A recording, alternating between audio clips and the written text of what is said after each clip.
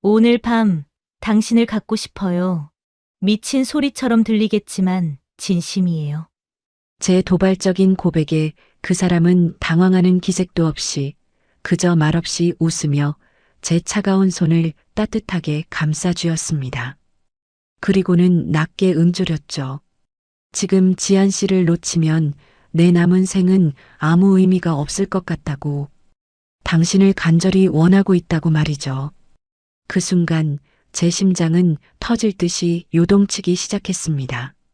58이라는 나이. 이제 사랑 같은 건 남의 일인 줄만 알았던 저에게 누군가로부터 이토록 뜨겁게 열망받는다는 사실은 기적과도 같았습니다. 우리는 누가 먼저랄 것도 없이 서로의 품에 깊숙이 안겼습니다. 갤러리의 은은한 조명만이 우리를 비추던 그 고요한 밤, 저는 비로소 제가 살아있음을 느꼈습니다. 하지만 그때는 꿈에도 몰랐습니다. 그 달콤했던 하룻밤이 제 인생을 송두리째 무너뜨릴 거대한 덫이었다는 사실을요. 사랑이라는 이름 뒤에 숨겨진 잔혹한 진실, 그리고 그날 밤 이후 시작된 제 인생 최악의 비극. 과연 그 사람의 미소 뒤에는 어떤 비밀이 숨겨져 있었을까요? 제가 겪은 이 충격적이고도 애틋한 이야기의 전말을 지금 바로 공개합니다. 그 전에 잠깐, 아직 저희 채널 구독 안 하신 분들 계신가요? 지금 바로 구독과 알림 설정 버튼 눌러주시면 매일 밤 가슴을 울리는 새로운 이야기들을 가장 먼저 만나보실 수 있습니다. 영상 보시면서 여러분들이 어디서 듣고 계시는지, 그리고 지한 씨의 선택에 대해 어떻게 생각하시는지 댓글로도 자유롭게 의견 남겨주세요. 여러분의 좋아요는 영상 제작에 정말 큰 힘이 됩니다. 자, 그럼 지한 씨의 숨겨진 이야기 지금 시작합니다. 올해 58살, 이름은 이지한입니다.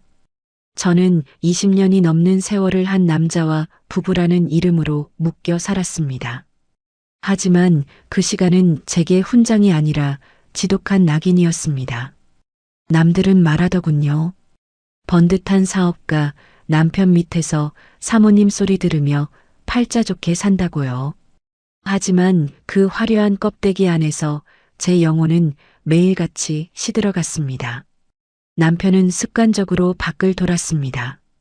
처음엔 비즈니스 때문이라고 믿으려 애썼고, 다음엔 아이를 봐서라도 참아야 한다고 저 자신을 가스라이팅 했습니다.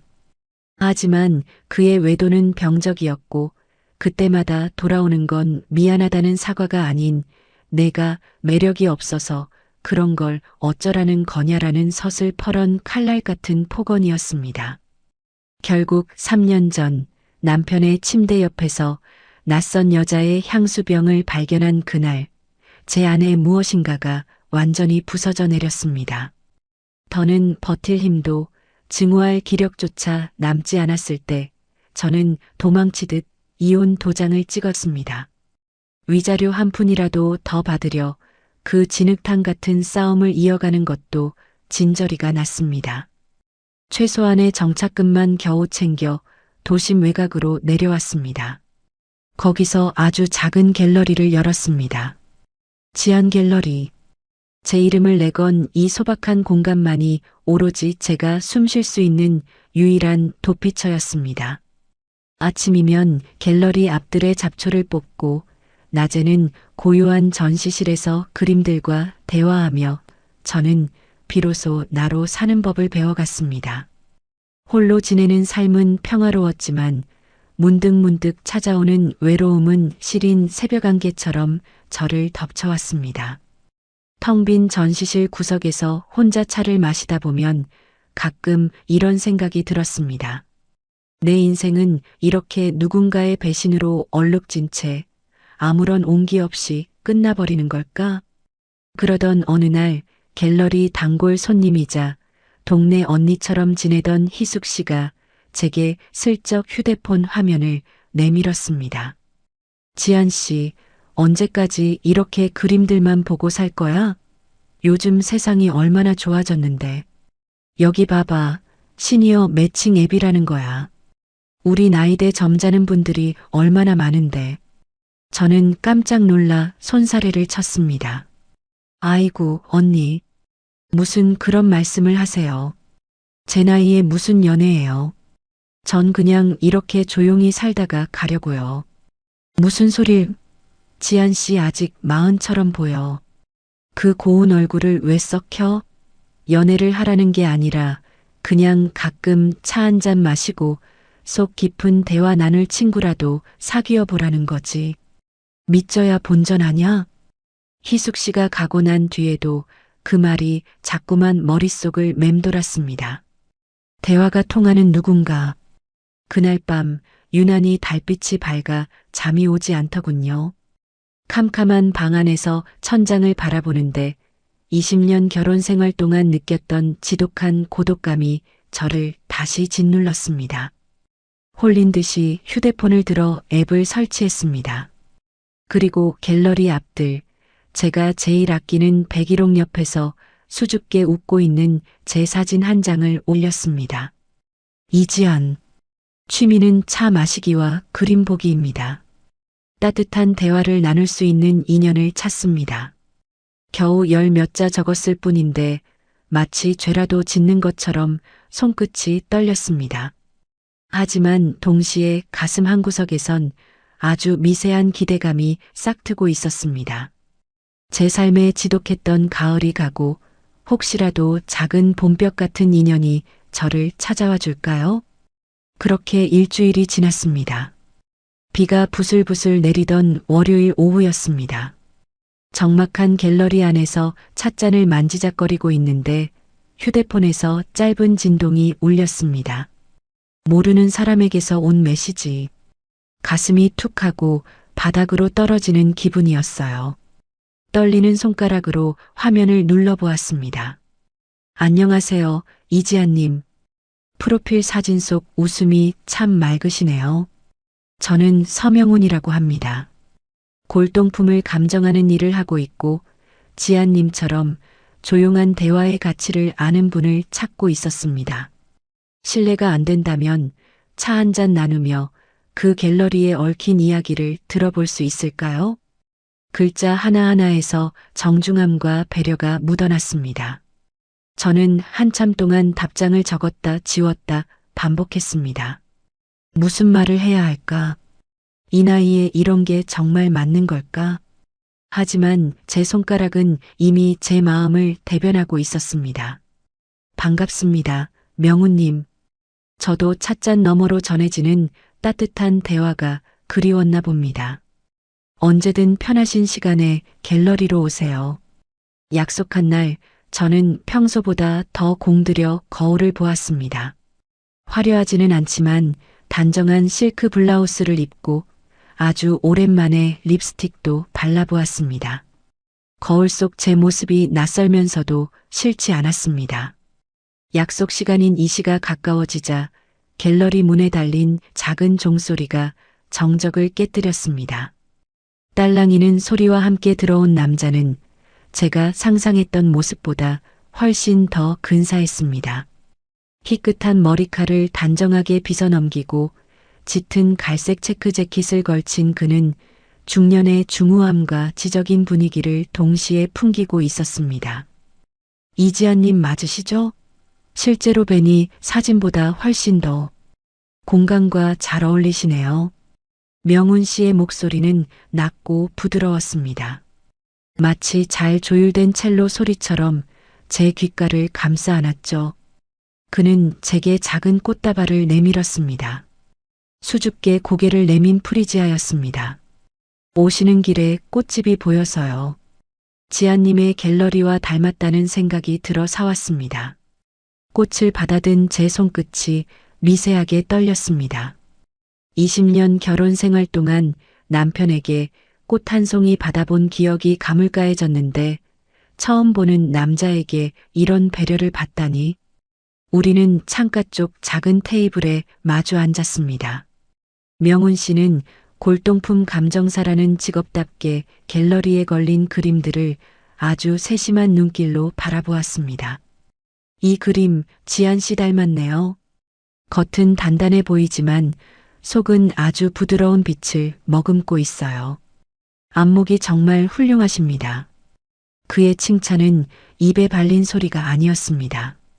작품의 구도와 색감, 그리고 그 안에 담긴 화가의 고도까지 정확히 짚어내는 그의 식견에 저는 눈을 떼지 못했습니다.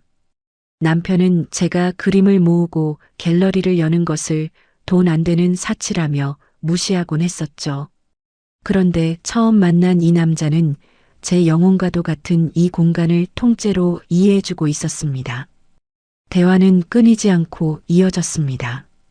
우리는 각자가 살아온 세월, 상처 입었던 과거, 그리고 이제는 평온해지고 싶은 노년의 바람에 대해 이야기했습니다. 명훈 씨도 아내와 사별한 지 5년이 되었다고 하더군요. 혼자 남겨진 집안의 정막이 얼마나 무거운지, 그 공허함을 채우기 위해 얼마나 많은 고미슬픔을 들여다봤는지 말하는 그의 눈빛에서 저는 깊은 유대감을 느꼈습니다. 지안 씨와 이야기하고 있으니 시간이 멈춘 것만 같아요. 오랜 세월 가두어 두었던 제 마음속 이야기들이 자꾸 밖으로 나오려고 하네요. 그가 부드럽게 웃으며 말했습니다. 그 웃음에 제 마음의 빗장도 스르르 풀려버렸습니다. 상처받은 짐승처럼 잔뜩 웅크리고 있던 제 영혼이 그의 따뜻한 시선 아래서 조금씩 기지개를 켜는 기분이었습니다. 어느덧 해가 뉘엿뉘엿 지고 갤러리 안으로 긴 그림자가 드리워졌습니다. 명훈 씨는 자리에서 일어나며 제 손을 살포시 잡았습니다. 갑작스러운 접촉에 심장이 쿵쾅거렸지만 차가운 제 손등 위로 전해지는 그의 온기가 너무나 포근해 손을 뺄 수 없었습니다. 오늘 정말 행복했습니다, 지안 씨. 우리 다음번엔 제가 아는 아주 조용한 찻집에서 만날 수 있을까요? 저는 고개를 끄덕였습니다. 그를 배웅하고 돌아온 텅 빈 갤러리 안에는 여전히 프리지아 향기가 가득했습니다. 침대에 누워서도 그의 목소리와 따뜻한 손길이 잊히지 않았습니다. 평생을 불신과 원망 속에서 살았던 제가 정말 다시 누군가에게 마음을 줘도 되는 걸까요?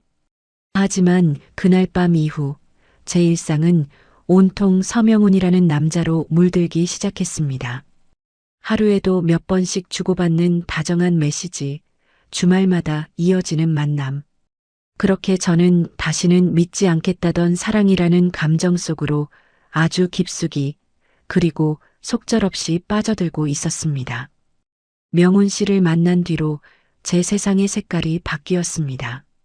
잿빛이었던 갤러리 앞마당은 어느새 선명한 초록으로 살아났고 차가웠던 침실 공기조차 그 사람의 온기로 채워지는 기분이었습니다.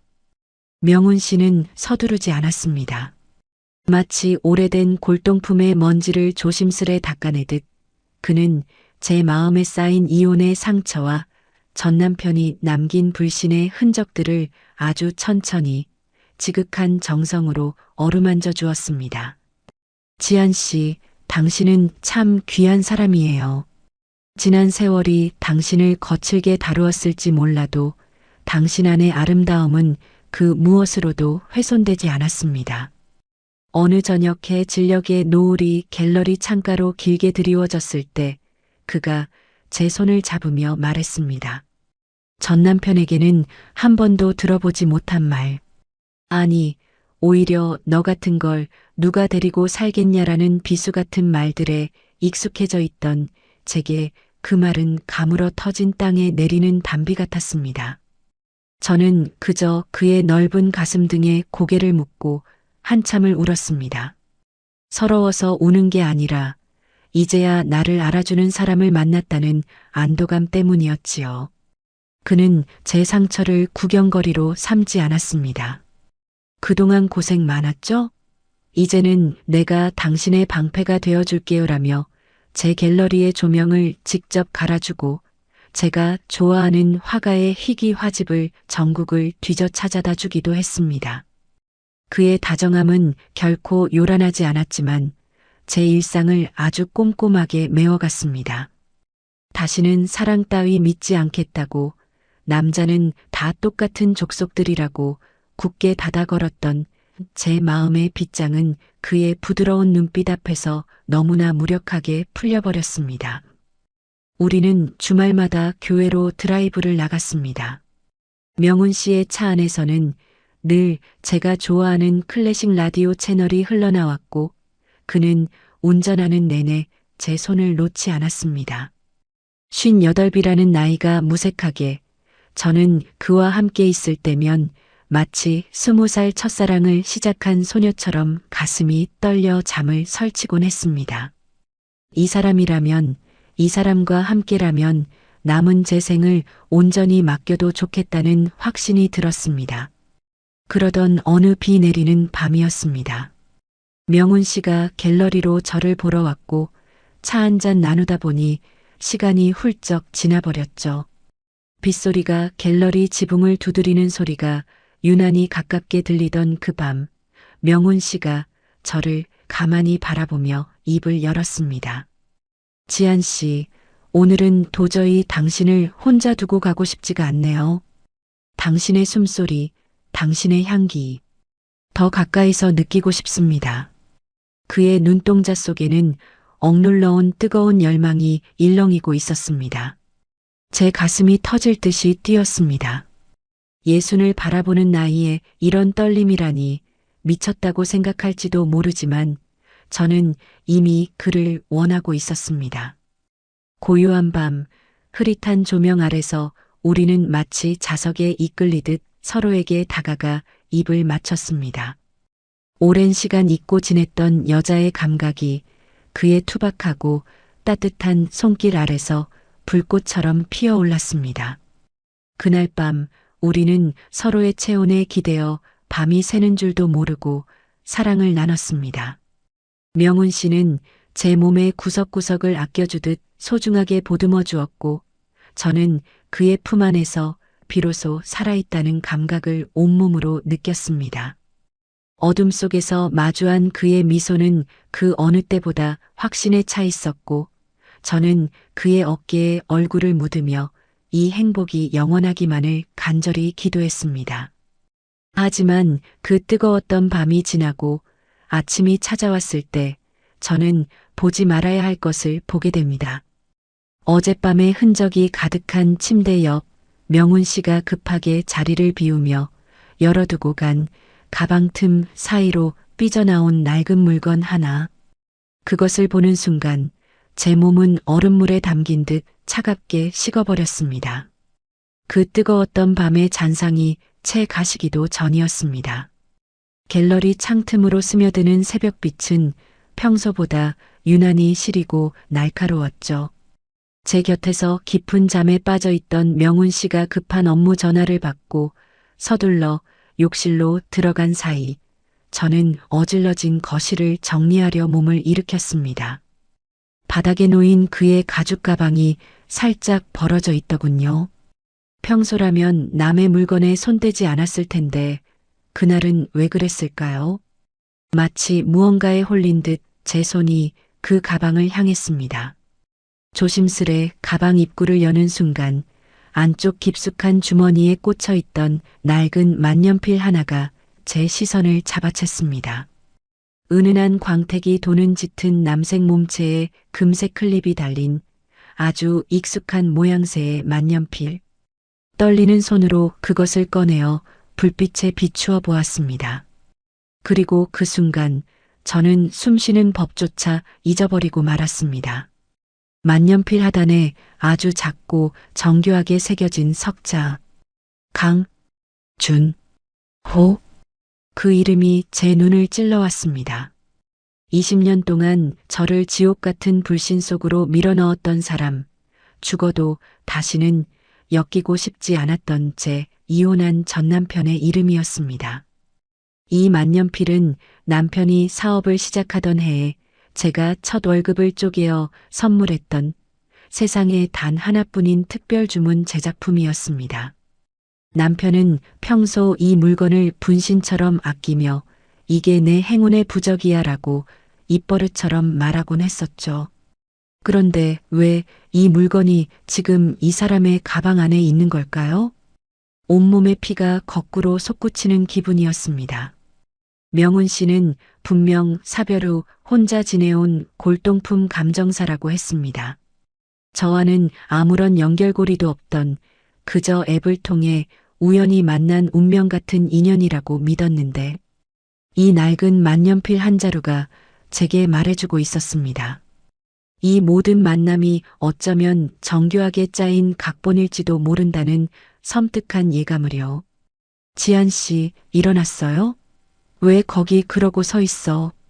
욕실 문을 열고 나온 명훈 씨가 젖은 머리를 털며 다가오다 멈춰 섰습니다. 제 손에 들린 만년필을 발견한 그의 눈빛이 찰나의 순간 흔들렸습니다. 평소에 부드럽고 여유롭던 표정은 온데간데였고 차갑고 딱딱한 긴장감이 그의 얼굴을 덮었습니다.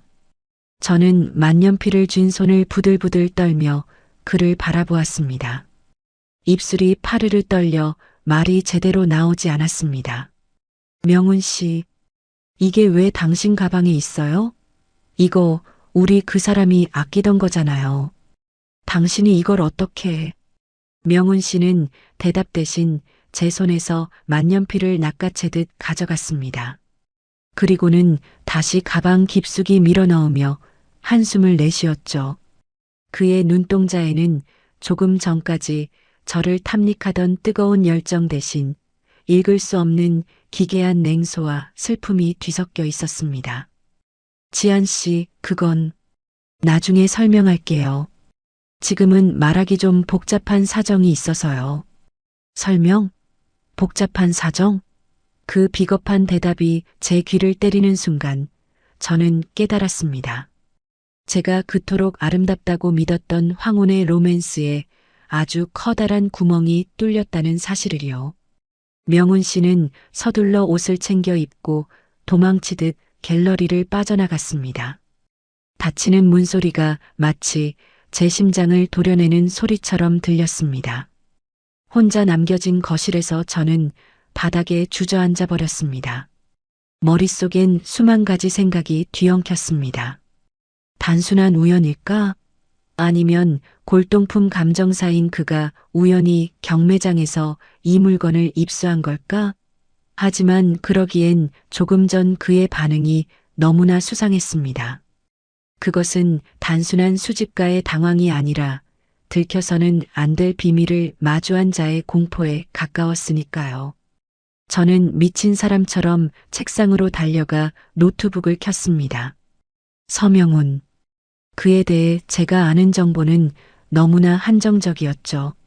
하지만 전 남편의 이름과 그의 이름을 함께 검색창에 입력하는 순간 저는 제 인생에서 가장 마주하고 싶지 않았던 추악한 진실의 입구에 서게 되었습니다. 화면 가득 쏟아지는 과거의 뉴스 기사들과 사진들 속에 서로를 죽일 듯이 노려보고 있는 두 남자의 모습이 선명하게 박혀 있었습니다. 노트북 화면에서 쏟아지는 푸른 빛이 제 눈을 찔렀습니다. 떨리는 손가락으로 마우스를 클릭할 때마다 제가 믿어왔던 세상이 조각조각 부서져 내리는 소리가 들리는 듯 했습니다. 화면 속에는 10년 전, 아니 15년 전의 과거가 적나라하게 펼쳐져 있었습니다. 경제신문 헤드라인마다 박혀있는 두 남자의 이름. 서명훈과 강준호. 강준호 대표의 태양건설, 무리한 낙찰로 도산위기. 배우엔 라이벌 서명훈의 치밀한 공작이 있었나? 기사 속 사진에는 젊고 서슬퍼런 눈빛의 명훈 씨가 있었습니다. 지금의 그 부드러운 미소는 어디에도 없었죠. 사진 속에 그는 승리자의 냉혹함을 띠고 있었고 그 옆에는 초췌한 몰골로 검찰 조사를 받으러 들어가는 전 남편 준호의 모습이 있었습니다. 세상에, 이게 무슨 운명의 장난인가요? 명훈 씨는 단순한 골동품 감정사가 아니었습니다. 그는 과거 전 남편이 그토록 증오하며 밤마다 술에 취해 저주를 퍼붓던 바로 그 비즈니스 라이벌이었습니다. 준호가 그 인간 때문에 내가 망했다. 서명훈이 내 인생을 도둑질해 갔다며 울부짖던 그 이름이 지금 제 가슴을 어루만지며 사랑을 속삭이던 이 남자의 진짜 얼굴이었던 겁니다. 명훈 씨는 당시 준호의 회사가 가진 핵심 기술과 자산을 교묘한 법적 구멍을 이용해 헐값에 인수했고 그 과정에서 준호는 횡령 혐의까지 뒤집었으며 업계에서 영원히 매장당했습니다. 남편의 외도로 지쳤던 저에게 그 사업 실패는 이혼의 결정적인 도화선이 되었죠. 제 인생이 밑바닥으로 추락하게 된 그 비극의 시작점에 바로 서명훈이라는 남자가 서 있었습니다. 그 만년필도 이제야 이해가 갔습니다. 전 남편을 처절하게 짓밟고 승리를 거둔 뒤 전리품처럼 챙겼을 그 만년필.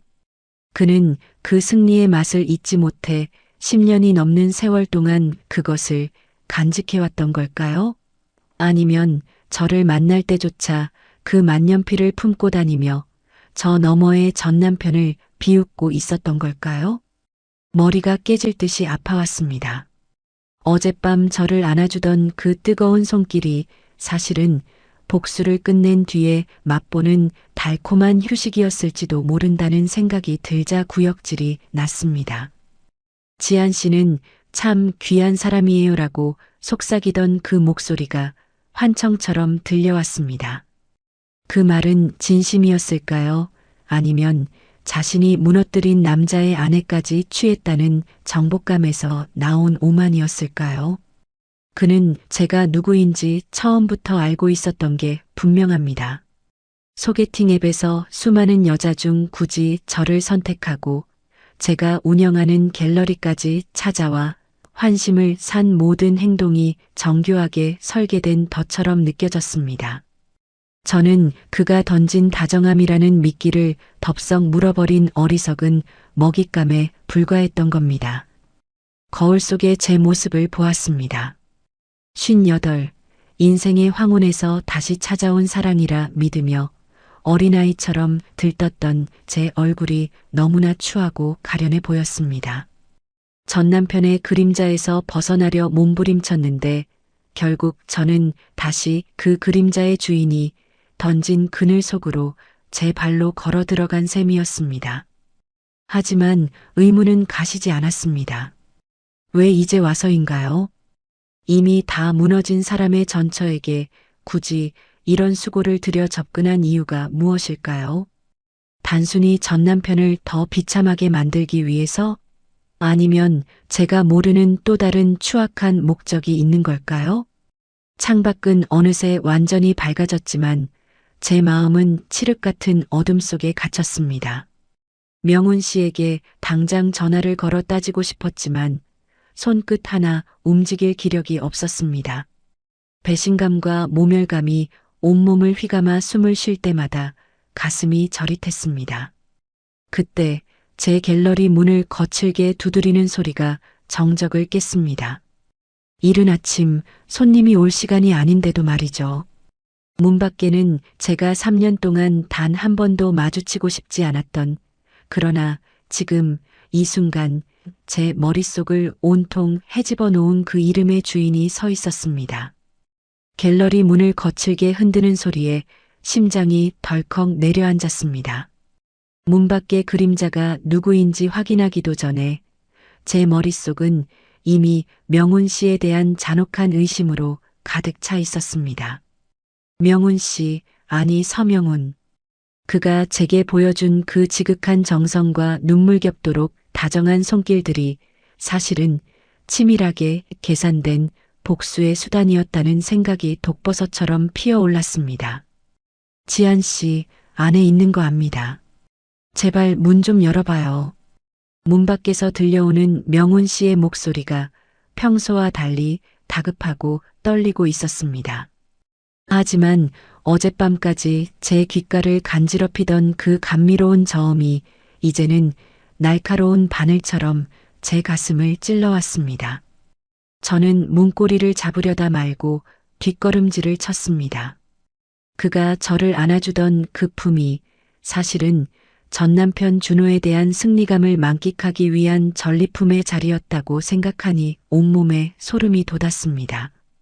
이 남자는 무서운 사람입니다. 전 남편을 사회적으로 매장시키고 그것도 모자라 그 남자가 가장 사랑했던 혹은 그 남자의 아내였던 저까지 제물로 삼으려 한 겁니다. 소개팅 앱에서 저를 발견했을 때 그는 얼마나 쾌감을 느꼈을까요? 강준호의 아내가 여기 있구나. 내 손으로 그 마지막 자존심까지 무너뜨려 주말하며 비웃었을 그의 차가운 눈빛이 상상되어 구역질이 났습니다. 가세요. 당장 가란 말이에요. 당신이 어떤 사람인지, 당신과 내 전 남편이 어떤 악연인지 다 알았으니까. 제가 비명처럼 내지른 말에 문 밖의 소음이 뚝 끊겼습니다. 정막이 흐르는 짧은 찰나 저는 그의 숨소리조차 비릿하게 느껴졌습니다. 다시는 사랑을 믿지 않겠다고 다짐했던 제 어리석은 마음을 비웃듯 눈물이 봇물 터지듯 쏟아졌습니다. 58배 나이에 다시 시작된 봄날인 줄 알았는데 사실은 가장 잔인한 겨울의 덫이었던 겁니다. 지한 씨, 오해입니다. 처음엔 그랬을지 몰라도 지금은 아니에요. 제 진심을 한 번만 믿어주세요. 명훈 씨의 목소리는 애처로웠지만 이미 제 마음속의 신뢰는 제 한 줌 남지 않고 타버렸습니다. 처음엔 그랬을지 모른다는 그 시인이 오히려 제 심장에 확인 사살을 했습니다. 역시 그랬던 겁니다. 저를 향한 그 모든 찬사와 꽃다발, 정성 가득했던 데이트들이 전부 저를 무너뜨리기 위한 연극이었다는 사실이 명확해졌습니다. 저는 그에게 복수의 마침표를 찍어줄 도구에 불과했던 거죠. 저는 미친 사람처럼 갤러리 안의 조명들을 모두 꺼버렸습니다. 어둠 속에 몸을 숨긴 채 그가 떠나기만을 기다렸습니다. 제 인생의 황혼을 이토록 처참하게 망가뜨린 남자를 향한 증오가 조금 전까지 느꼈던 애정보다 훨씬 더 뜨겁게 타올랐습니다. 그는 한참 동안 문 밖을 떠나지 못하고 서성이다가 결국 무거운 발걸음을 옮기며 사라졌습니다. 멀어지는 자동차 엔진 소리를 들으며 저는 바닥에 주저앉아 무릎 사이에 얼굴을 묻었습니다. 전 남편 강준호. 그 남자는 이혼한 뒤에도 제 인생을 이토록 지독한 지옥으로 끌어당기고 있었습니다. 그 남자의 업보 때문에 제가 왜 이런 수치심을 느껴야 하는 걸까요? 명훈 씨를 향한 그리움과 그를 죽이고 싶을 만큼 미운 감정이 뒤엉켜 심장을 갉아먹는 듯 했습니다. 그렇게 며칠을 시금전폐하며 어둠 속에 갇혀 지냈습니다. 갤러리 예약도 모두 취소하고 세상과의 단절을 택했습니다. 하지만 운명의 장난은 여기서 멈추지 않았습니다. 명훈 씨의 흔적을 지우려 애쓰던 제 앞에 이 모든 비극의 씨앗이자 제가 세상에서 가장 증오하는 또 다른 남자 강준호가 불쑥 나타난 것입니다. 그는 예전에 기세등등하던 사업가의 모습은 온데간데 없이 초라하고 비굴한 몰골로 제 갤러리 정원을 서성이고 있었습니다. 명훈 씨가 떠난 뒤 갤러리는 다시 죽은 듯한 정적에 잠겼습니다. 그 정적 속에서 제 마음은 갈갈이 찢겨 너덜너덜해진 상태였죠. 그런데 며칠 뒤 갤러리 앞들에 드리워진 낯선 그림자 하나가 제 시야에 들어왔습니다. 설마 명훈 씨가 다시 온 걸까 싶어 심장이 철렁 내려앉았지만 문을 열고 마주한 남자의 얼굴을 보는 순간 저는 그대로 굳어버리고 말았습니다. 강준호. 20년의 세월을 지옥으로 만들고 제 인생의 가장 찬란했던 시절을 외도로 얼룩지게 했던 장본인 제 전 남편이었습니다. 한때는 세상을 다 가진 듯 오만했던 그 남자가 이제는 빛바랜 양복에 초췌한 안색을 한 채 제 앞에 비굴하게 서 있었습니다.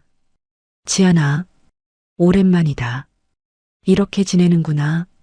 그 입에서 제 이름이 나오는 것만으로도 소름이 끼쳐 몸서리가 쳐졌습니다. 저는 차가운 목소리로 쏘아붙였습니다.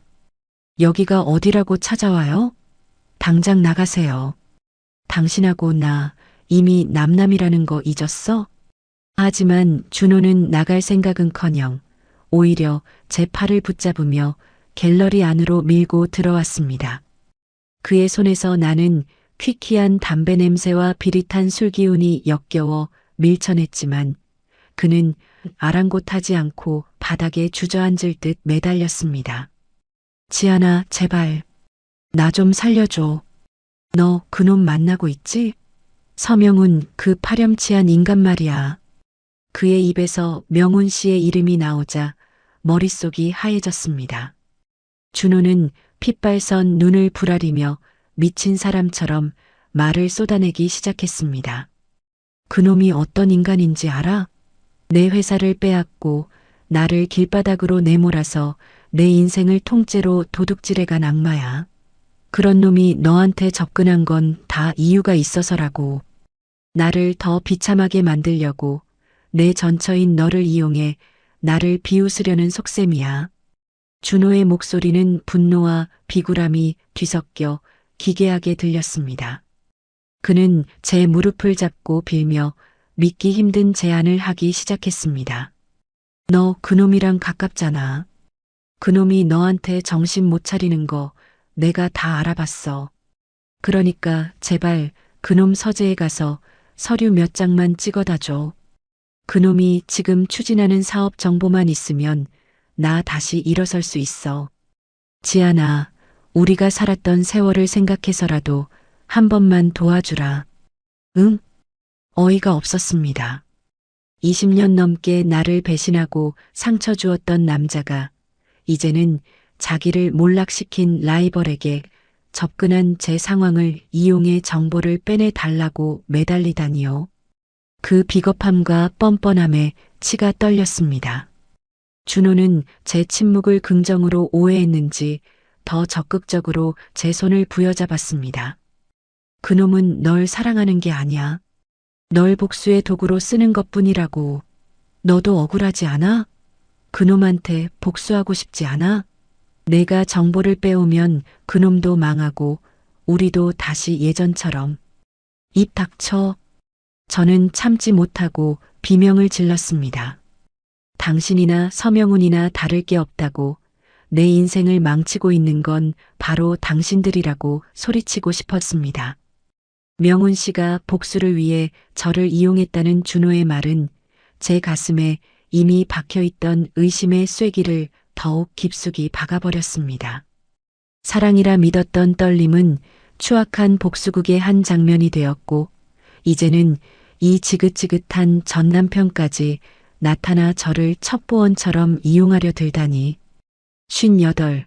제 인생의 마지막 막이 이렇게 비루한 통속극으로 끝나는 걸까요? 저는 준호를 갤러리 밖으로 거칠게 밀어냈습니다. 하지만 그는 문이 닫히는 순간까지도 연락 기다릴게, 지아나. 제발 생각 좀 해줘. 라며 비굴하게 소리쳤습니다. 다시 혼자가 된 갤러리. 거울 속 제 얼굴은 울음과 분노로 엉망이 되어 있었습니다.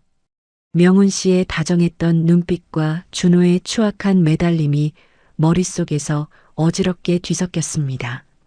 누구를 믿어야 할지, 아니, 이 세상에 믿을 수 있는 사람이 단 한 명이라도 있기는 한 건지. 그때였습니다. 갤러리 뒤편 정원에서 조용히 저를 기다리고 있던 또 다른 그림자가 보였습니다. 어둠 속에서도 느껴지는 그 익숙한 채취와 묵직한 존재감. 준호가 떠나기를 기다렸던 걸까요? 명훈 씨가 슬픈 눈을 한 채 저를 바라보고 있었습니다. 준호가 떠나간 자리에는 비릿한 욕망의 잔해만이 남았습니다. 저는 문을 걸어 잠그고 가쁜 숨을 몰아쉬었죠. 제 인생을 지옥으로 만들었던 남자가 이제는 저를 사지로 내몰고 있었습니다. 그때였습니다. 갤러리 유리창 너머로 짙은 그림자가 드리워졌습니다. 준호가 다시 돌아온 줄 알고 비명을 지르려던 찰나 어둠 속에서 명훈 씨가 천천히 모습을 드러냈습니다. 그의 눈은 붉게 충혈되어 있었고 늘 단정하던 옷차림은 여기저기 구겨져 있었습니다. 그는 저를 발견하자마자 마치 무너져 내리는 고목처럼 갤러리 벽에 기대어 섰습니다. 지한 씨, 조금 전 그 사람과 나누는 이야기 들으려던 건 아니었지만 다 들렸습니다. 그의 목소리는 물속에서 건져 올린 듯 젖어 있었습니다. 저는 차가운 눈으로 그를 쏘아보았습니다. 가슴 속에선 준호가 남기고 간 독설과 명훈 씨에 대한 배신감이 뒤엉켜 들끓고 있었습니다. 들었으면 됐네요. 이제 당신이 무슨 짓을 했는지, 당신이 어떤 사람인지 변명할 필요도 없겠어요. 전 남편의 라이벌, 그 사람을 무너뜨린 승리자. 그리고 이제는 그의 아내였던 저까지 전리품으로 챙기려던 그런 무서운 사람이었나요? 제 날카로운 말에 명훈 씨는 눈을 감았습니다. 그의 눈가로 눈물 한 줄기가 고통스럽게 흘러내렸습니다. 그는 천천히, 아주 천천히 제게 다가왔습니다. 저는 뒷걸음질 쳤지만 그는 제 손을 잡지 않은 채 그저 제 앞에 멈춰서서 낮은 목소리로 의조렸습니다. 인정합니다. 강준호 그 사람과 저 지독한 악연이었죠. 비즈니스라는 이름 아래 서로를 죽일 듯이 물어뜯었고 결국 제가 승리했습니다. 그 과정에서 제가 냉혹했다는 것 부인하지 않겠습니다. 하지만 지한 씨, 그가 고개를 들어 제 눈을 똑바로 바라보았습니다. 그 눈동자에는 제가 처음 반했던 그 투명한 진심과 감히 연기라 할 수 없는 처절한 슬픔이 담겨 있었습니다. 당신을 만난 건 제 인생에서 단 한 번도 계산해 본 적 없는 하늘이 준 기적이자 순수한 우연이었습니다. 당신이 누구의 아내였는지, 어떤 과거를 가졌는지, 소개팅 앱에서 당신의 그 맑은 미소를 본 순간 저는 아무것도 보이지 않았습니다. 그저 이 여자라면 내 남은 생을 온전히 바쳐도 좋겠다는 생각뿐이었습니다. 그의 목소리가 떨리고 있었습니다. 58, 인생의 산전수전을 다 겪은 남자가 아이처럼 어깨를 들썩이며 고백하고 있었습니다. 처음 당신의 이름을 듣고 정체를 알게 되었을 때 저도 도망치고 싶었습니다. 이 만남이 당신에게 얼마나 큰 상처가 될지, 우리가 얼마나 위험한 길을 걷고 있는지 누구보다 잘 알았으니까요. 하지만 지한 씨, 당신을 향한 제 마음이 깊어지는 속도가 제 이성보다 빨랐습니다. 당신과 함께 차를 마시고 전시회를 보고 그 뜨거운 밤을 보냈던 시간들, 그건 제 생의 가장 진실한 순간들이었습니다. 맹세코 복수의 수단으로 당신을 이용한 적 없습니다. 그의 고백은 제 가슴에 박힌 의심의 파편들을 하나하나 건드렸습니다. 저를 바라보던 그 따뜻한 눈빛, 제 상처를 어루만지며 함께 울어주던 그 손길, 그것이 모두 연기였다면 이 세상에 진실이라는 건 존재할 수 없을 것만 같았습니다. 하지만 준호의 비굴한 모습과 명훈의 과거가 자꾸만 제 눈앞을 가렸습니다. 지한 씨, 제가 미우시겠죠. 저를 밀어내셔도 달게 받겠습니다. 하지만 제발 이것만은 알아주세요. 서명훈이라는 남자가 당신을 사랑했던 그 마음만큼은 제 목숨을 걸고 단 한 점의 거짓도 없었습니다. 그는 말을 마치고 힘없이 뒤돌아섰습니다. 그의 뒷모습이 오늘따라 왜 이렇게 작아 보이는지 제 마음은 다시 갈대처럼 흔들리기 시작했습니다. 그의 진심을 믿고 싶은 마음과 이 지독한 운명의 굴레에서 도망치고 싶은 공포가 제 안에서 격렬하게 싸우고 있었습니다. 그렇게 그가 어둠 속으로 사라진 뒤 저는 갤러리 구석에서 밤을 지새웠습니다. 다음 날 아침 명훈 씨에 대한 제 믿음을 완전히 끊어놓으려는 듯 생각지도 못한 방문객이 찾아왔습니다. 한때 저와 가장 친했던 친구 미경이었습니다. 그녀는 제게 봉투 하나를 건네며 차가운 미소를 지었습니다. 밤새 명훈 씨의 고백을 되새기며 짓물러진 눈으로 아침을 맞았습니다. 그의 눈물 섞인 목소리가 귓가에 맴돌아 차가웠던 마음이 조금씩 녹아내리던 참이었지요. 그런데 갤러리 문을 열고 들어온 사람은 뜻밖에도 오랜 친구 미경이었습니다. 이혼 전에는 누구보다 가깝게 지냈지만 제가 이 변두리로 내려온 뒤로는 연락이 뜸했던 그녀였습니다. 지아나, 너 정말 이럴 거야? 어떻게 그 사람을 다시 믿을 생각을 해? 미경이는 자리에 앉기도 전에 가방에서 두툼한 서류 봉투 하나를 꺼내 탁자 위에 내던졌습니다. 그녀의 눈빛은 예리했고 목소리엔 친구를 걱정하는 듯한 다급함이 서려 있었습니다. 저는 영문도 모른 채 떨리는 손으로 그 봉투를 열었습니다. 그게 뭔데? 미경아, 내가 여기까진 웬일이야? 내 전남편 준호 씨가 나를 찾아왔어. 너 지금 서명훈이라는 인간한테 완전히 홀려 있다고 제발 친구인 내가 좀 말려달라고 빌더라. 그래서 내가 직접 알아봤어. 서명훈, 그 인간이 왜 너한테 접근했는지 그 추악한 증거들이 여기 다 들어있어. 서류 더미 안에는 제 갤러리가 위치한 부지의 개발 계획서와 명훈 씨의 직인이 찍힌 계약 검토서가 들어있었습니다. 그 서류들에 따르면 제 갤러리를 포함한 이 인근 부지가 대규모 리조트 단지로 편입될 예정이며 명훈 씨가 운영하는 법인이 이미 주변 땅을 사들이고 있다는 내용이었습니다. 결정적으로 마지막 장에는 제 갤러리 부지를 매입 우선 순위로 지정해 놓은 명훈 씨의 자필 서명이 선명하게 박혀 있었습니다. 지아나, 정신 차려.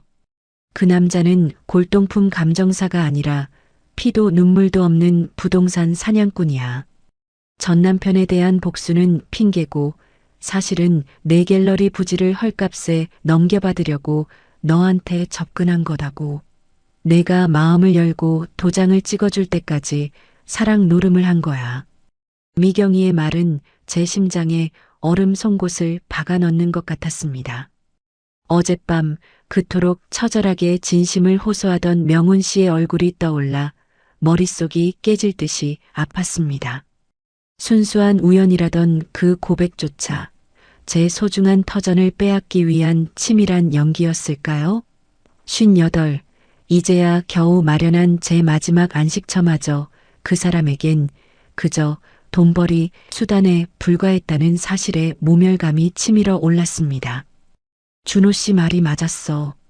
그 인간은 파렴치한이야. 여기 봐, 이 날짜. 너랑 처음 앱에서 대화 시작하기 사흘 전이야.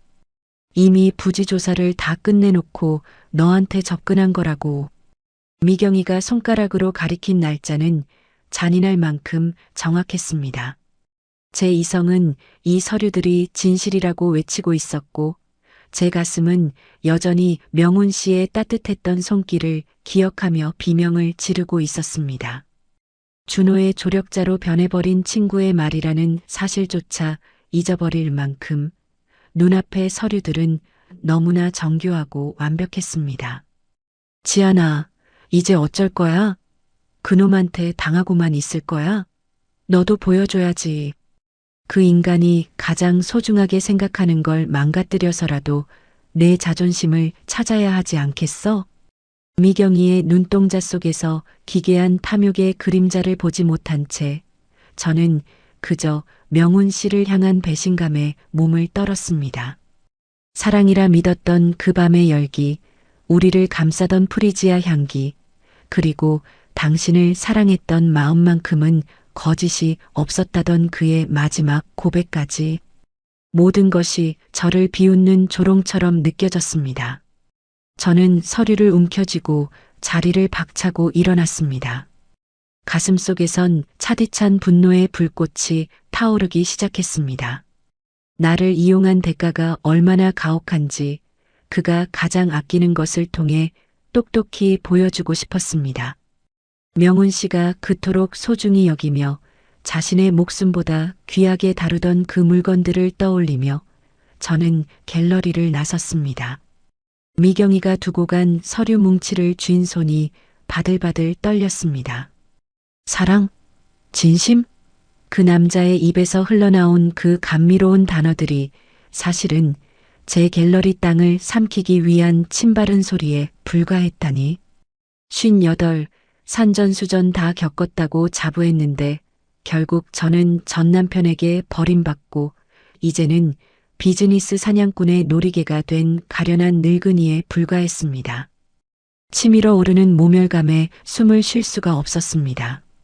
나를 안아주던 그 손길로 제 갤러리의 평당 가격을 계산하고 있었을 그 남자를 생각하니 가슴 밑바닥에서 뜨겁고 시커먼 증오가 치솟았습니다. 그대로 당해줄 수는 없었습니다. 그가 저를 무너뜨린 것처럼 저 또한 그가 가장 아끼는 것을 부수어 그 차가운 심장에 구멍을 내주고 싶었습니다. 저는 명훈 씨의 집으로 향했습니다. 그는 잠시 자리를 비운 상태였죠. 저는 그가 자신의 목숨보다 귀하게 여긴다던 청자음각 연화문 매병 앞에 섰습니다. 그는 늘 말했었죠. 이 병의 곡선이 제 어깨선을 닮아볼 때마다 가슴이 뛴다고요. 그 감미로운 찬사가 사실은 이 값비싼 물건을 곁에 두기 위한 핑계였을까요? 저는 바닥에 굴러다니던 무거운 장식품을 집어들었습니다. 이것만 내리치면 그의 오만한 자존심도 그가 쌓아온 가식적인 명성도 산산조각이 날 것이었습니다. 서명훈, 당신이 내 인생을 부쉈으니 당신도 똑같이 느껴봐. 장식품을 높이 치켜든 순간 제 눈에 책상 위에 흩어진 낡은 장부 하나가 들어왔습니다.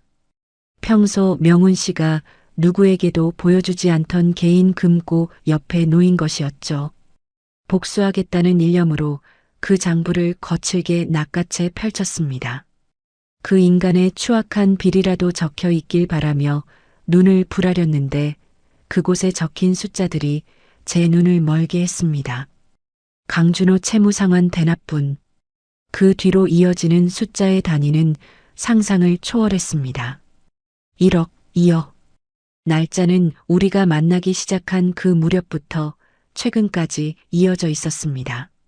준호가 사업에 실패하며 진 어마어마한 빚, 사채업자들에게 쫓기며 제 갤러리까지 위협하던 그 지독한 채무들을 명훈 씨가 매달 조용히 갚아나가고 있었던 겁니다. 손에 들고 있던 장식품이 힘없이 바닥으로 떨어졌습니다. 둔탁한 소리가 고요한 거실을 울렸지만 저는 제 심장이 무너지는 소리밖에 들리지 않았습니다. 갤러리 부지를 뺏으려던 사냥꾼이라고? 복수를 위해 저를 이용했다고? 아닙니다. 그는 오히려 제 전남편이 저지른 오물들을 자신의 돈으로, 자신의 명예로 묵묵히 치워주고 있었습니다. 제가 전남편의 빚더미에 앉아 갤러리를 뺏기지 않도록 저 모르게 방패가 되어주고 있었던 겁니다. 바닥에 주저앉아 그 장부를 품에 안았습니다. 명훈 씨의 거친 필체로 적힌 지안 씨가 알지 못하게 할 것이라는 메모가 제 가슴을 도려냈습니다.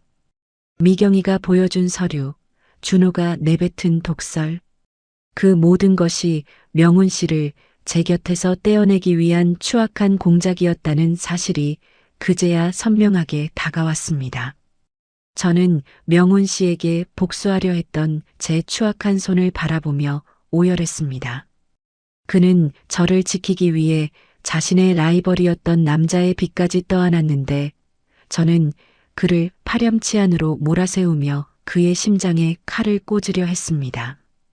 이 남자는 왜 바보같이 이 모든 걸 혼자 짊어지고 저에게 미소만 보여주었던 걸까요? 떨리는 손으로 명훈 씨에게 전화를 걸려던 찰나 장부 뒷장에 끼워진 낡은 편지 봉투 하나를 발견했습니다. 그 안에는 명훈 씨가 왜 이토록 지독할 정도로 준호의 빚을 대신 갚으며 저를 지키려 했는지 그 눈물겨운 이유가 적혀 있었습니다. 바닥에 떨어진 장부를 쥔 손이 형편없이 떨렸습니다. 장부 속에 빼곡히 적힌 강준호의 채무 상환 내역들. 그것은 단순히 숫자의 나열이 아니었습니다. 명훈 씨가 저 몰래 짊어지고 있던 피가 섞인 고통의 기록들이었죠. 저는 그 장부를 가슴에 꼭 안은 채 그의 서재 바닥에 주저앉아 한참을 울었습니다. 사실 명훈 씨는 누구보다 강준호를 증오할 권리가 있는 사람이었습니다. 과거 비즈니스 라이벌이었던 시절 전 남편 준호는 명훈 씨의 신뢰를 무참히 짓밟고 비겁한 배신을 저질렀었죠. 그 일로 명훈 씨는 평생 일궈온 사업체에 막대한 손해를 입었고 명예마저 실추되어 바닥까지 추락했던 적이 있었습니다. 준호가 술만 마시면 내뱉던 서명훈이 내 인생을 뺏었다는 말은 사실 거꾸로 된 것이었습니다. 명훈 씨야말로 준호 때문에 모든 것을 잃을 뻔했던 피해자였던 겁니다. 그런데 왜 그런 원수의 빚을 당신이 갚아주고 있는 건가요? 장부 뒷장에 적힌 명훈 씨의 메모를 읽어내려가며 저는 숨이 턱 막히는 기분이었습니다. 강준호가 사채업자들에게 넘긴 연대보증 서류에 지한 씨의 이름이 적혀 있다. 이대로 두면 그녀가 공들여 세운 갤러리도 그녀의 평온한 노후도 전부 압류당할 것이다. 내가 준호를 이겼던 방식이 비록 정당했을지라도 그 결과로 지한 씨가 길거리에 나앉게 되는 것은 참아둘 수 없다. 그녀는 이 더러운 전쟁에서 아무런 죄가 없는 사람이니까. 그는 알고 있었던 겁니다. 준호가 이혼 직전 제 인감을 도용해 얼마나 무시무시한 빚잔치를 벌여놓았는지요. 제가 이혼 후 이 한적한 곳에서 작은 갤러리를 운영하며 평화를 찾을 수 있었던 건 제가 운이 좋아서가 아니었습니다. 명훈 씨가 그 사나운 빚쟁이들을 자신의 돈으로 막아내고 그 독촉장들이 제 집 대문 앞에 도착하지 못하도록 온몸으로 가로막고 있었기 때문이었습니다. 명훈 씨는 자신에게 배신을 안겨준 남자의 그림자를 지우기 위해 역설적으로 그 남자의 빚을 자신의 살점을 떼어내듯 갚아나가고 있었습니다. 제가 그를 복수에 미친 파렴치한이라고 비난하며 가슴에 대못을 박을 때도 그는 그저 묵묵히 제 통장 잔고와 제 갤러리의 등기부 등본을 지키고 있었던 겁니다. 58. 인생의 끄트머리에서 제가 마주한 건 추악한 복수극이 아니라 한 남자가 바친 지독하리만큼 숭고한 헌신이었습니다. 바보같이 왜 그랬어요, 왜? 그가 저를 안아주던 그 따뜻한 팔뚝의 근육들이 사실은 이 무거운 빚의 하중을 견뎌내느라 가토록 단단해졌던 걸까요? 저를 보며 짓던 그 평온한 미소 뒤에 얼마나 많은 채권자의 협박과 금전적인 압박을 숨기고 있었던 걸까요? 명훈 씨가 운영하던 골동품 가게의 귀한 물건들이 하나둘씩 사라졌던 이유도 이제야 깨달았습니다. 그는 저를 위해 자신의 보물들을 팔아치우고 있었던 겁니다. 미경이가 보여준 그 서류들, 명훈 씨가 갤러리 부지를 매입하려 했다는 증거들도 실은 조작된 것이 아니었습니다. 다만 목적이 달랐을 뿐이죠. 그는 다른 투기꾼들이 제 땅을 노리고 달려들기 전에 자신이 직접 매입하여 저에게 영구적인 운영권을 주려던 계획이었습니다. 그것이 이 험난한 세상에서 저를 지킬 가장 확실한 방법이라고 믿었기 때문이었겠죠. 저는 눈물로 범벅이 된 얼굴을 닦아내고 자리에서 일어났습니다. 이제야 모든 퍼즐이 맞춰졌습니다. 명훈 씨가 저에게 다가온 건 단순히 죽은 친구의 부탁이나 우연한 끌림 그 이상의 의미였습니다. 그것은 긴 세월 동안 멀리서 저를 지켜보며 품어왔던 차마 말로 다 할 수 없는 깊은 연민과 뒤늦게 용기를 낸 지독한 진심 때문이었음을 저는 이제 확신할 수 있었습니다. 그가 이 모든 비난을 감수하면서까지 제 곁에 머물려 했던 그 진짜 이유를 확인하기 위해 저는 그가 있는 곳으로 달려가기 시작했습니다. 명훈 씨의 서재를 뛰쳐나와 무작정 달렸습니다. 차오르는 숨이 목끝까지 걸려 폐가 찢어질 듯 아팠지만 지금 이 순간 그를 보지 못하면 제 심장이 먼저 터져버릴 것만 같았지요. 58, 적지 않은 나이에 이토록 처절하게 누군가를 갈구하게 될 줄은 꿈에도 몰랐습니다. 명훈 씨가 늘 혼자 앉아 있다던 강변의 작은 벤치. 그곳에 그가 보였습니다. 저물어가는 노을을 배경으로 멍하니 흐르는 강물을 바라보는 그의 뒷모습이 오늘따라 왜 이리 외롭고 위태로워 보이는지 저는 차마 다가가지 못한 채 멀찍이 서서 그를 바라보았습니다. 제 전남편 준호가 저를 배신하고 밖으로 돌던 그 긴 세월 동안 명훈 씨는 아주 멀리서 저를 지켜보고 있었습니다. 비즈니스 라이벌이었던 준호를 감시하던 눈길이 어느덧 그 곁에서 시들어가는 저에게 머물렀던 것이지요. 준호의 폭언에 눈물 지으며 갤러리 앞들을 서성이던 제 모습, 홀로 찻잔을 쥔 채 멍하니 하늘을 보던 제 쓸쓸한 어깨를 그는 담 너머에서 혹은 차 유리창 너머에서 숨죽여 지켜봐 왔던 겁니다. 지한 씨, 인기척을 느낀 명훈 씨가 고개를 돌렸습니다. 저를 발견한 그의 눈에 당혹감과 슬픔이 교차했습니다. 저는 그에게 다가가 숨을 고를 새도 없이 장부를 내밀었습니다. 왜 말 안 했어요? 왜 그 지옥 같은 빚더미를 당신이 다 짊어지고 왜 나한테 바보처럼 욕만 먹고 있었냐고요. 제 외침에 명훈 씨는 힘겹게 미소 지었습니다. 그 미소는 여전히 따뜻했지만 그 안에 담긴 세월의 무게가 느껴져 가슴이 아릿했습니다. 지한 씨가 알면 저를 연민으로 대할까봐 두려웠습니다. 저는 당신에게 전 남편의 빚이나 갚아주는 해결사가 아니라 그저 당신을 사랑하는 한 남자이고 싶었거든요.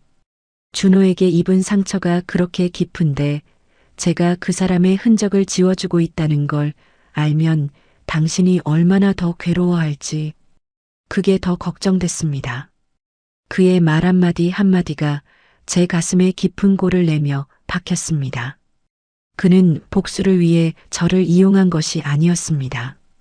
오히려 복수라는 그 추악한 소용돌이에서 저를 건져내기 위해 자신의 전 재산과 명예, 그리고 가장 소중히 여기던 자존심까지 기꺼이 내던진 것이었죠.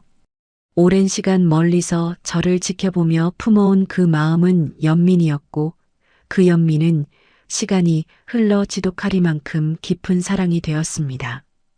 준호와 이혼하고 제가 혼자가 되었을 때 그는 비로소 그동안 억눌러왔던 진심을 꺼내 들 용기를 냈던 겁니다. 시니어 매칭 앱에 가입해 저를 기다리고 프리지아 꽃다발을 들고 갤러리를 찾아온 그 모든 순간이 그에게는 목숨을 건 단 한 번의 기회였습니다. 지한 씨를 처음 본 10년 전부터 제 마음은 단 한 번도 당신을 떠난 적이 없습니다. 준호의 아내여서가 아니라 그저 이지안이라는 한 여자가 행복해지길 바랐을 뿐입니다.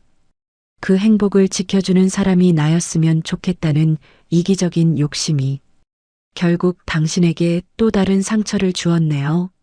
저는 그의 가슴에 얼굴을 묻었습니다. 그의 심장 박동이 제 귓가를 울렸습니다. 규칙적이고 묵직한 그 울림은 세상 그 어떤 화려한 수식어보다 더 진실하게 저를 사랑한다고 말해주고 있었습니다. 명훈 씨는 떨리는 손으로 제 등을 가만히 감싸 안았습니다. 이제야 알 것 같습니다. 제 인생의 황혼에 찾아온 이 불꽃은 누군가를 태워 없애기 위한 증오의 불길이 아니라 얼어붙은 제 영혼을 녹이기 위해 그가 10년 동안 정성껏 지펴온 옹기였다는 것을요. 우리는 노을이 완전히 사라질 때까지 서로를 놓지 않았습니다. 하지만 우리의 이 평화가 얼마나 지속될 수 있을까요? 명훈 씨의 헌신적인 사랑 뒤에는 여전히 해결되지 않은 준호의 추악한 욕망과 우리를 시기하는 미경의 비수가 숨어 있었습니다. 저는 명훈 씨의 품 안에서 다짐했습니다. 이제는 제가 그를 지켜야 할 차례라고요. 명훈 씨의 품 안에서 느꼈던 온기가 채 가시기도 전이었습니다. 제 인생을 송두리째 뒤흔들었던 그 잔인한 의혹들이 사실은 어떤 추악한 밑바닥을 감추고 있었는지 저는 드디어 그 실체를 마주하게 되었습니다. 명훈 씨가 제게 보여준 그 눈물겨운 장부와 편지들을 토대로 저는 미경이가 건넸던 그 서류들의 출처를 역추적하기 시작했습니다. 알고 보니 모든 것은 강준호와 미경, 두 사람의 탐욕이 만들어낸 정교한 덫이었습니다. 사업 실패 후 재기불능의 상태에 빠진 준호는 명훈 씨가 제 주위를 맴돌며 빚을 대신 갚아주고 있다는 사실을 눈치채고 이를 역이용해 명훈 씨의 재산을 토째로 삼킬 계획을 세운 것이었죠. 그리고 그 계획의 실행자로 돈에 눈이 먼 제 옛 친구 미경이를 끌어들인 겁니다. 미경이가 제게 보여준 개발 계획서는 교묘하게 위조된 가짜였습니다. 명훈 씨의 사인이 담긴 서류 역시 그가 저를 지키기 위해 채권자들과 협상하던 과정에서 나온 문건들을 짜깁기 한 것이었고요.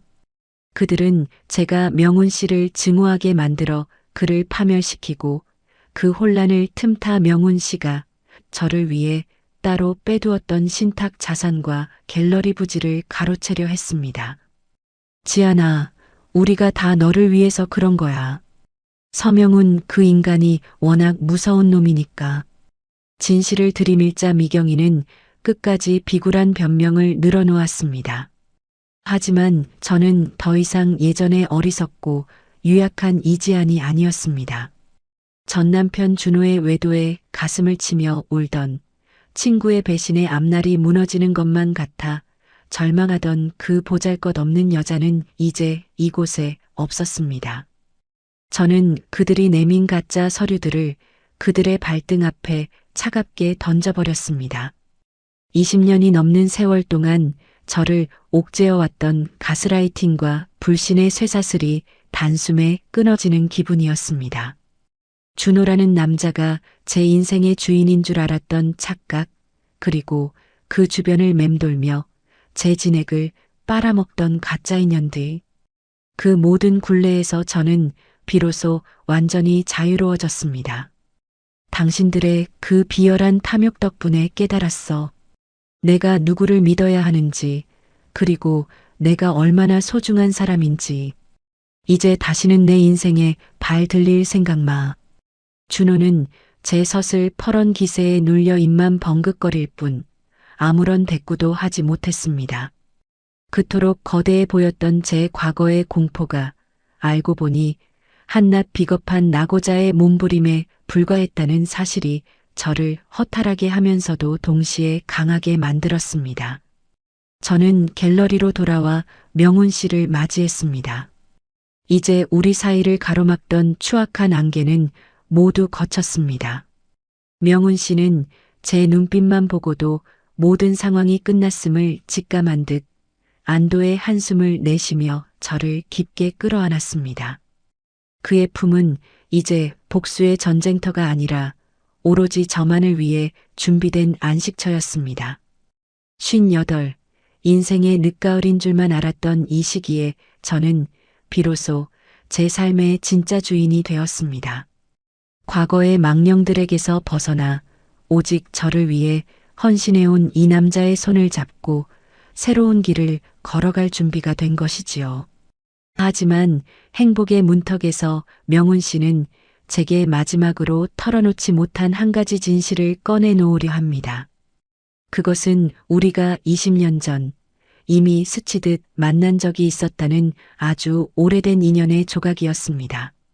모든 폭풍이 지나간 자리, 갤러리 정원에는 비릿한 욕망의 냄새 대신 짙은 흙내음과 평온한 정적이 내려앉았습니다. 저는 명훈 씨의 서재에서 보았던 그 낡은 장부와 편지들을 이제는 제 마음속 깊은 금고에 넣고 자물쇠를 채웠습니다. 강준호와 미경, 그들이 남긴 추악한 얼룩들은 더 이상 제 삶을 더럽힐 수 없었습니다. 정원 벤치에 나란히 앉아 저물어가는 노을을 바라보았습니다. 명훈 씨는 여전히 미안함이 서린 눈빛으로 제 손을 만지작거렸죠. 그의 손은 투박하고 거칠었지만 그 어떤 비단보다 부드럽게 제 상처를 감싸 안아주었습니다. 지한 씨, 내가 당신의 과거와 얽힌 사람이라서 끝내 당신을 아프게 한 것 같아 마음이 무겁습니다. 명훈 씨가 나직하게 응조렸습니다. 저는 그를 바라보며 천천히 고개를 저었습니다. 그리고는 그의 커다란 손을 제 두 손으로 꽉 맞잡았습니다. 아니요, 명훈 씨. 당신은 내 과거의 악연이 아니라 내 과거를 구원해준 사람이에요. 준호 그 사람과 얽힌 세월은 이제 저에게 아무런 힘이 없어요. 그건 그저 내가 지금의 당신을 만나기 위해 지나온 어둡고 긴 터널이었을 뿐이니까요. 제 목소리는 그 어느 때보다 단단했습니다. 58해를 살며 처음으로 제 안에서 솟구치는 확신을 느꼈습니다. 전 남편의 배신, 친구의 기만, 그리고 복수라는 이름으로 위장되었던 그 모든 소음들은 이제 먼지처럼 흩어져 사라졌습니다. 제 앞에 남은 것은 오직 이 남자의 진실한 눈동자와 우리가 함께 그려갈 남은 생의 지도뿐이었습니다. 우리는 약속했습니다. 이제는 누군가의 전처, 누군가의 라이벌이라는 꼬리표를 떼어내고 오직 이지안과 서명훈이라는 이름으로 서로를 마주하기로요. 과거의 악연이 우리를 이곳으로 이끌었을지는 몰라도 여기서부터 발걸음을 떼는 것은 오로지 우리의 의지여야 했습니다. 명훈 씨는 제 손등에 조심스레 입을 맞추며 이제는 저를 위해 자신의 남은 생을 온전히 불태우겠노라 맹세했습니다. 지한 씨, 이제 당신이 갤러리 앞들에 심고 싶다던 그 꽃들, 나랑 같이 심으러 가요. 당신의 노년이 더 이상 고독하지 않게 내가 당신의 가장 든든한 정원사가 되어줄게요. 그의 말에 가슴 한구석이 뭉클해졌습니다. 평생을 누군가의 부속품처럼 혹은 누군가의 화풀이 대상으로 살아왔던 제가 이제는 누군가의 가장 소중한 목적지가 되었다는 사실이 믿기지 않을 만큼 벅차올랐습니다. 우리는 서로의 어깨에 기댄 채 붉게 물든 하늘을 한참 동안 바라보았습니다. 어둠이 내리고 있었지만 전혀 두렵지 않았습니다. 명훈 씨의 온기가 제 곁에 있는 한 그 어떤 칠흑 같은 밤도 따스한 안식처가 될 것임을 알기 때문이었죠. 하지만 그 행복한 침묵 속에서 명훈 씨는 품 안에서 작은 상자 하나를 꺼냈습니다. 그것은 전 남편의 이름이 새겨진 그 낡은 만년필과는 비교도 할 수 없을 만큼 영롱하고 눈부신 빛을 내뿜고 있었습니다. 그가 떨리는 목소리로 제게 건넨 마지막 제안은 우리의 약속을 영원이라는 이름으로 묶어줄 아주 특별한 것이었습니다. 어느덧 갤러리 정원에는 보랏빛 어스름이 내려앉았습니다. 낮 동안 뜨거웠던 태양의 열기는 식었지만 명훈 씨와 마주 잡은 손바닥에서는 여전히 기분 좋은 온기가 느껴졌습니다. 58, 누군가는 인생의 황혼이라 부르며 정리를 말할 나이였지요. 하지만 저는 지금 제 인생에서 가장 찬란하고 눈부신 아침을 맞이하고 있는 기분입니다. 명훈 씨가 건넨 작은 상자 안에는 화려한 보석 대신 수줍게 빛나는 옥빛 가락지 하나가 들어 있었습니다. 지한 씨, 이 옥처럼 은은하고 변함없는 마음으로 당신 곁을 지키고 싶습니다. 화려하진 않아도 당신이 힘들 때 언제든 기댈 수 있는 단단한 주춧돌이 되어드릴게요. 그의 고백에 저는 대답 대신 그의 손을 더 꽉 맞잡았습니다. 전 남편의 배신으로 무너졌던 가슴, 친구의 기만으로 얼룩졌던 의심, 그리고 나를 이용한 것일지도 모른다는 지독한 공포까지. 그 모든 어둠을 뚫고 제가 도착한 곳은 결국 서명훈이라는 남자의 넓고 깊은 바다였습니다. 우리는 천천히 갤러리 정원을 거닐었습니다. 제가 정성껏 가꾼 백일홍과 수국들이 달빛 아래서 은은한 향기를 뿜어내고 있었죠. 명훈 씨는 발걸음을 맞춰 걷다가 문득 멈춰서서 제 어깨를 감싸 안았습니다.